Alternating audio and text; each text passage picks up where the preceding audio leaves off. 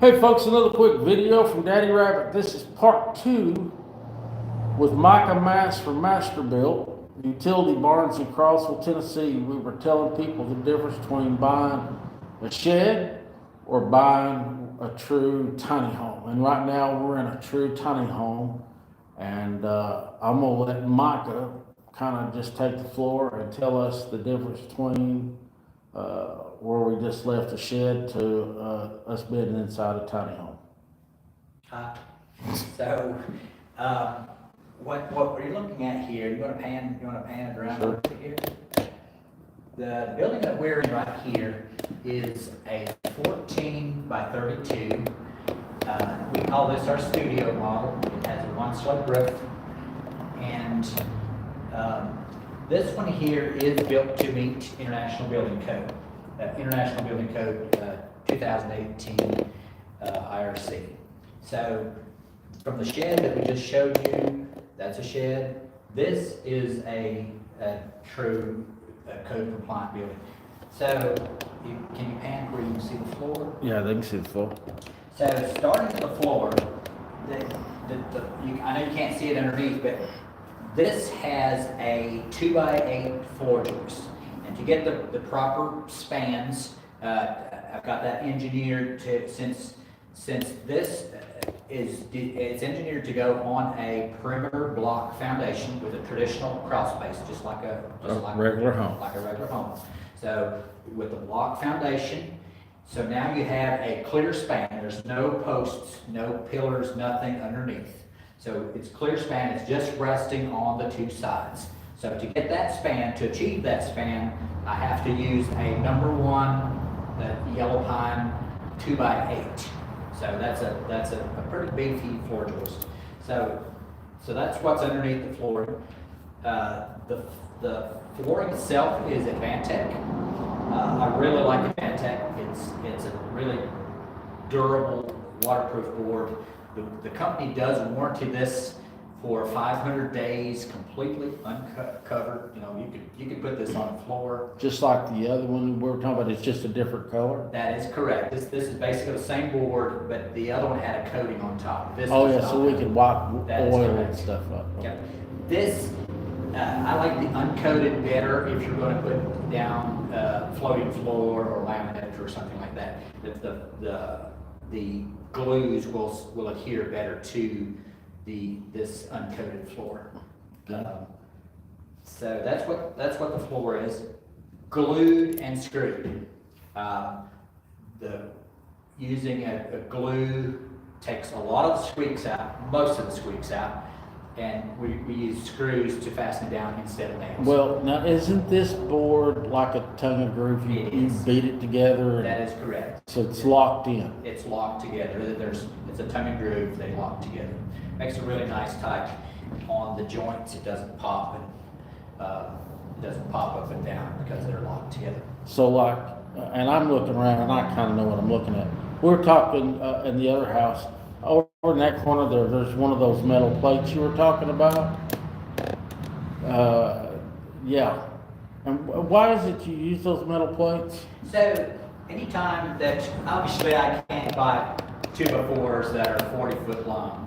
So I have to put joints in some of the bottom plates, top plates.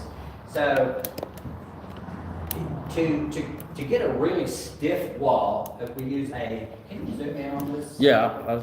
So you're marrying it together, That right? is correct. It's a Okay. steel truss plate that goes on that to hold it.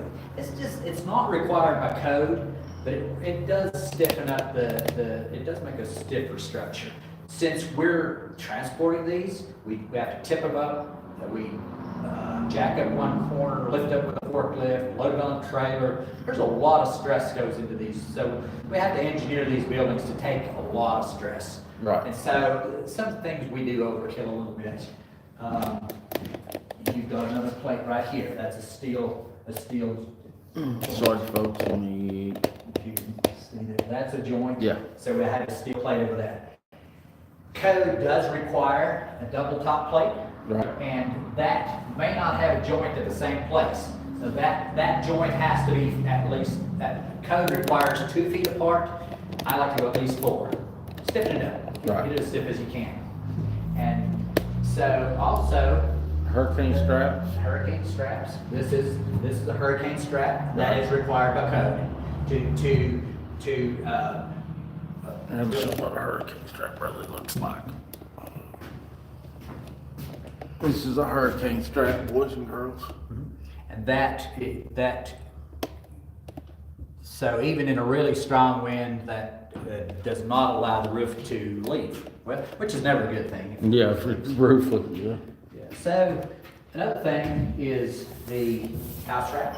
Yeah, we were talking about that in the other one, it didn't have it. That's correct. And that's what, Tyvek? This is Tyvek.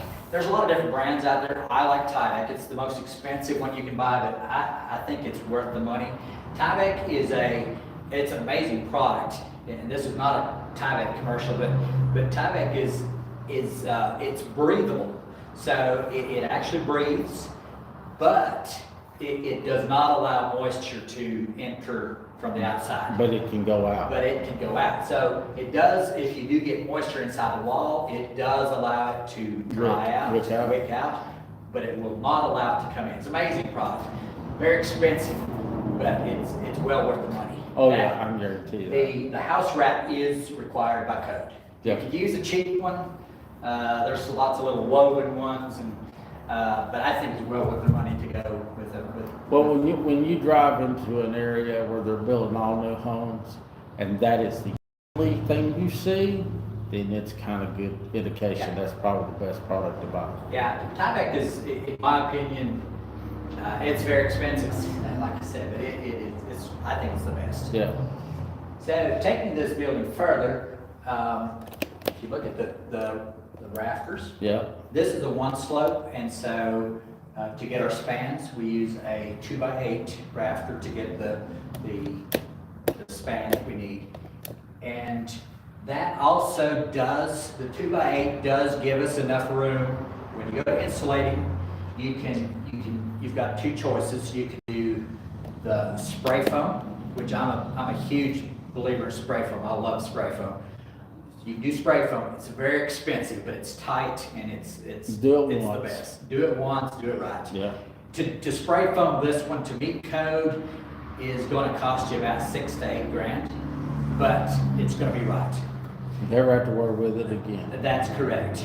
And or you can do rock wool, and that does you can get enough insulation value there if you use the rock wool to meet International Building Code 2018. What is enforced in the state of Tennessee? Okay. You've got that shiny stuff on the ceiling in here too? That is not required by code. Some of our units we use, some of we don't. If we use if I was going to foam this one, I would not put the shiny stuff on. Why? Because it doesn't stick. Foam does not stick well to that aluminum. So if you were going to foam this one, I would not put the aluminum up there. Really? But if you're going to use rock wool, then I would use the aluminum. So, what kind of roof is this? Metal. No, the pitch thing you were calling. We call this our studio. Does that answer your question? Yeah, but it's, what we said, it's one-sided or Yeah, something? it's a one If you slope. walk over that way and everybody can see, hold on, boys and girls. There we go. So it's just a one slope. So it's like half of the side of a house. Yeah, but it's kind of modern. I like this. I like the style. If you back up and you can see the other side. Oh, sorry. You've got the windows up at the top. Oh, yeah. Transom windows up at the top. There we go. Yeah, I do like those windows. I wonder where those flies came I from. don't know. We've had snow and ice, and how do we have a I fly? guess they're hatching out. Mm. If you pan over there, you can see the door and the. Yeah, I do like that door. Much better than the other one you had.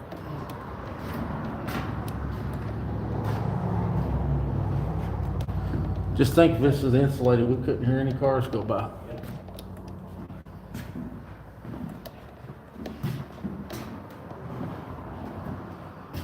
Sleeves and hurricane straps in the, closet to be. Yeah.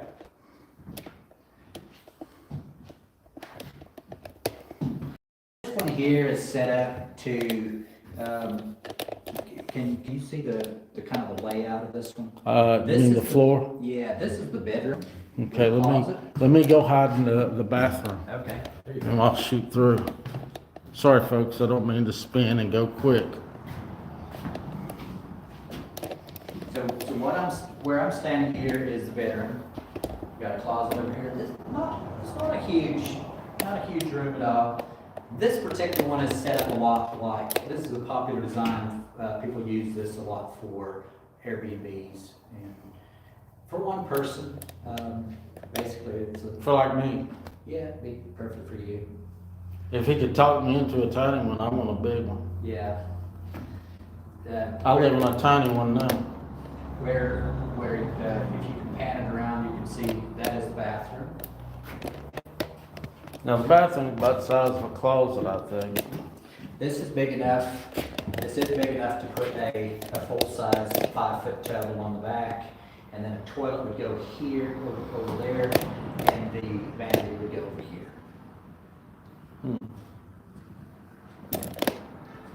This one is not set up to have a washer and dryer inside the bathroom. Some people do like the washer and dryer inside the bathroom. Yeah. Where are they gonna put it? In the living room? Probably there. Well, that's why I say this one is popular for a Airbnb, which wouldn't have a washer and dryer. Right. But that would, right over here, would be The ideal spot. to put a washer and dryer here. Yeah. Now, you build enough of these, you can pretty much tell everybody where everything needs to go, Sure. so it'll flow. Sure. Yep. There's several different layouts that I like for this size. I noticed one thing, and that's all I ask you about it. These 2x4s over the window there, they're notched. Why are they notched like that? So you're talking about the end wall? Right here? These three are notched? Up at the top? Yeah. Yeah, that, what you see on the outside there is that's the rafter, and then these 2x4s just go up there to carry the side pressure from the, Oh, when you're moving it? yeah. Oh. Yep. See, folks, there's so much to these little things versus like when you build a house. Also, I didn't point out the windows. Let's take a look at the windows. Okay. Take a look at this window. So to meet energy code, in Tennessee, you have to have, it has to meet the proper U factor. Right? So this needs to be, you have to look at your location and then match your windows to meet that location. The geographical. Yes, the lower the number, the better the window. Okay. So if this was a .49, this would never pass code. Okay. So, but this one does meet code for here in Tennessee. So this is a low E window, which is required here in Tennessee, and this one is our air done gas. Also, it's dual pane with That is the correct. gas in there. And if you pan out and you see the tape along the bottom, Yeah. it has a flashing tape on the bottom that is required by code. There's certain ways that has to be installed to meet code. Up at the top, can you see the header? Yep. All right, so the windows, to meet code, you have to have a heavy enough header to carry the weight of the roof. Right. So all of these windows have a header across that. So how many 2x4s are in there? 2 or 3? So there's two. There's two 2x6s with a, Oh, excuse me, 2x6. Yeah. So, what other things? Hold on just a second. I'm getting ready to turn. I've got somebody that needs to talk to him. Have you, yeah. We got brothers talking business over here. So hold on. I actually have a client that's wanting to put a down payment on a tiny house, so we're gonna have to wrap up this video pretty soon, so. Well, is there anything else you can tell the consumer that's getting ready to buy? Yeah, like you mentioned, the layout, there's a lot of different flexibility. What I like to do is, when the customer comes in, and which is what I'm just getting ready to do with the party that's here, is I'm gonna sit down with them, we'll go over a floor plan that's gonna work for them. We're gonna do, and work on the walls, where they want the walls, where they want the windows, what windows they want. I carry, there's about 5 different styles of windows and colors of windows. We do clay, we have white, we have with grids, we have without grids, we have prairie grids, we have black windows. There's just a lot of different options that you can do. Doors, there's no end to different doors that we can do. Fancy doors. Well, the fancy door you showed me last night. Yeah, you wanna see that? Yeah. Why don't we walk over there and take a look at that one?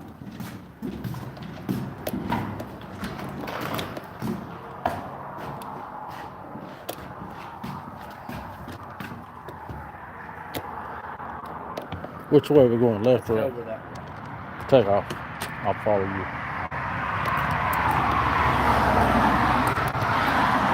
Now, as we're going out through here, you're going to see sheds. Mainly all these through here are sheds. Yeah, hold on a minute. He wants me to spin and show off the house here. That's the one we were just inside. Yeah. That's the thumbnail. All right.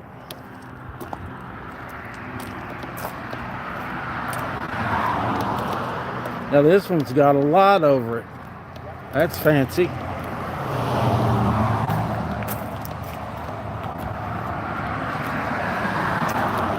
Now this one here that's got the chairs on the porch, is this a shed? That is a shed. That's a shed. That is a See? shed.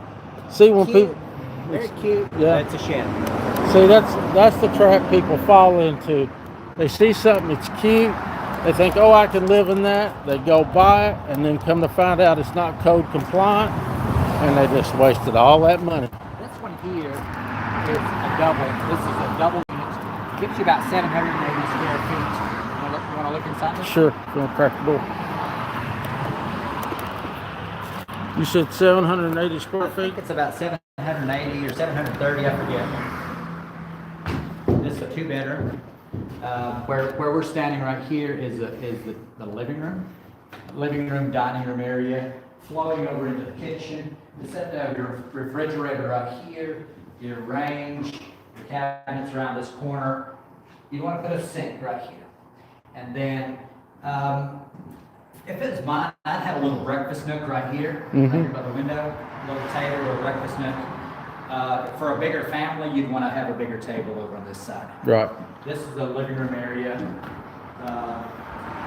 Full-size bathroom.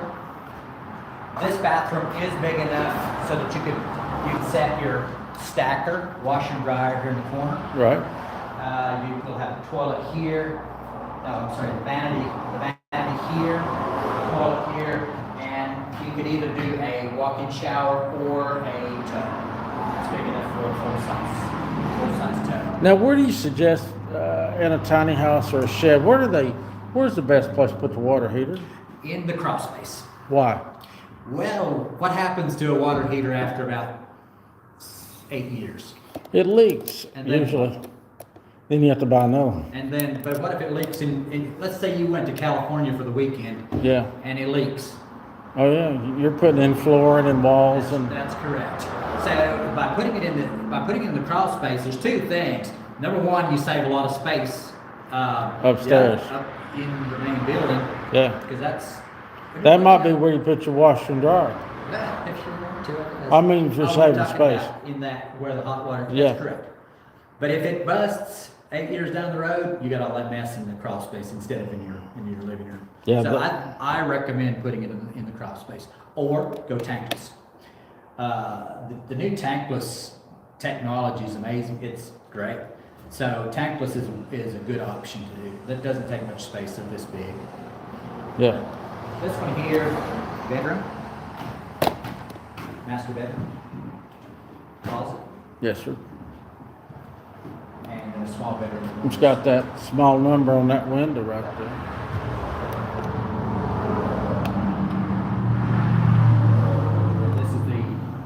This is the bedroom, small bedroom. And that metal there on the floor, that's your ridge vent, isn't it? That is correct. This is two halves. This is two halves. You're gonna marry them. Yeah. You'll lag bolt them together and all that. Correct. If you come out here, you can see the beam up the top, how it's going together.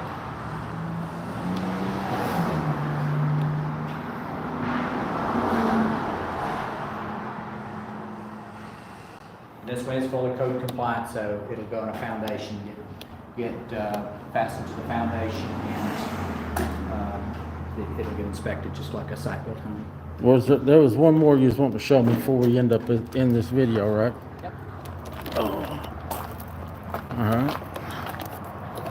Let me switch hands, boys and girls. Now, is this it? How many square foot is this? This one is almost 1,300 square feet. That's the one I want, isn't it? Well, okay, that's the one you want, I know. There's the door. That's the back door. Okay, lead the way.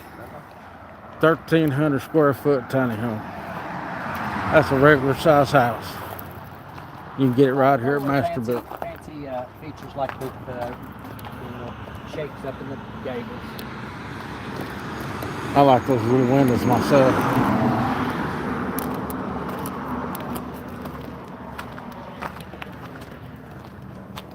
This ain't the front here. You got, let me tell The you. front, got your fancy rock on the front.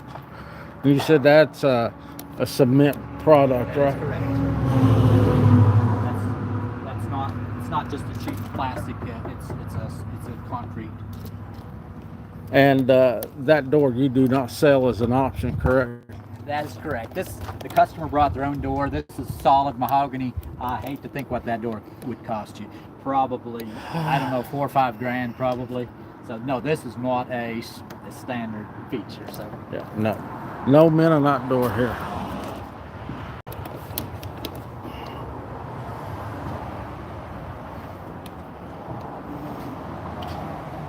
this is a 3-bedroom. Now the cross bracing, Yes, this cross bracing will be removed once it's in place. That cross bracing will be removed once it's in place, that's just for shipping. just for shipping. There's a lot of stress when you're moving these buildings, so we have to do a lot of bracing to keep everything in place. Where we're standing right here is the living room. Let me back up because it's a big living. Sorry, people. It's a nice roomy living room. If you pan over here, you can see the kitchen. Yeah, Kitchen will be around this corner, dining room about where you're standing. right.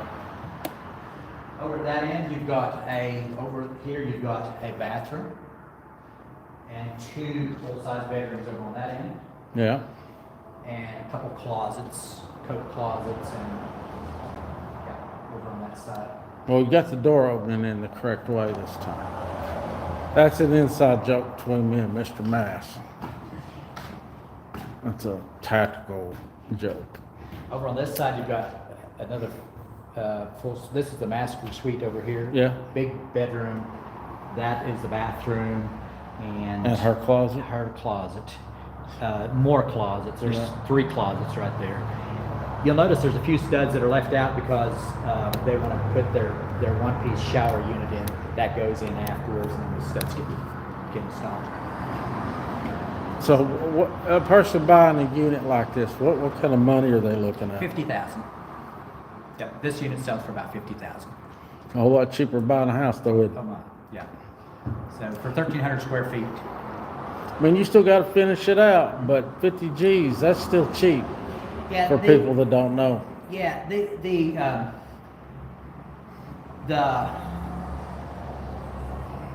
framing, that's not the whole picture when it gets to cost, because you'll have a lot of cost in your electrical, your installation. Just the foundation is going to cost you about $8,000 to $10,000 probably. Just the kitchen cabinets, you can easily put $10,000 in kitchen cabinets, nice kitchen cabinets. The flooring, your electrical, your insulation. Insulation, if you go with foam, which this one is going to get, is probably going to be around 10,000, would be my guess. Yeah. So I would guess this one will finish up at about 120, probably. Still cheaper on what they're selling. That's correct. And then you're paying simple interest versus what you'd pay interest like on a house. Yeah. So that's, yeah, I don't know what they're actually going to get into this one, but I would guess probably 120, maybe 30, I don't know. But Yeah. kind of depends on where they splurge. Yeah, I mean, look at the front door. Yeah. Well, that was a find of a lifetime, though. It is, yeah. Yeah. That's kind of crazy, like my door was. But anyway, I just wanted to show you all that when you're out, you know, buying a shed and you think that, hey, man, I'm getting this great deal. In reality, you're getting screwed because there is so much more. I mean, look at the amount of hurricane straps there are. There's one. I mean, he did, like here at Masterbuilt, they don't skimp. I mean, the one thing I will say about them is if the law says do it, they do it. They don't skimp. They don't use trash. They work very hard at the things they build. It's their name, you know, and if their name's trash, then they're trash. And this is a family that's worked very hard to keep a very good name in Crossville or Cumberland County, Tennessee. So this is the reason, you know, we were talking about how all the people, like I say, they buy their tiny home and waste their money, and then they're screwed. Any final thoughts, Mr. Micah? No, thank you for joining us today, and hopefully this has answered some questions. I have a lot of people that every day have people coming in saying, you know, what can I live in? How can I do this? And it's not for everybody. It isn't for everybody, but there is a path forward if you want to go tiny. This isn't tiny. Well, all right, this is not tiny. You're right. This is a full-size house, for real. So, like I was telling you on the first video, we were building sheds, and people are buying our sheds to convert into homes. As the codes tightened down, 2010 is when the codes came into place here in Cumberland County. So that's when we made the decision that we're going to have to either build something that does meet code or get out.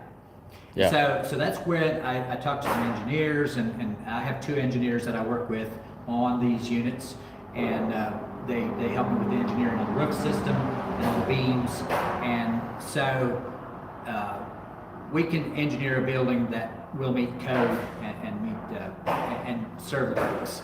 So hopefully that's answered some of your questions, but I didn't have anything else. Well, we were going to do a third video, but Micah's got a couple of customers that had planned ahead to stop by, so we're not going to get into that, but we will when our work schedules will permit. So anyway, that's all. Any final words? Yep. All right, folks, more videos coming soon. God willing and the creek don't rise. That is my 2 cents. Please remember, your glass is always half full and never half empty. Keep praying for me, and I'll keep praying for you. Love y'all. Be good. I'm out.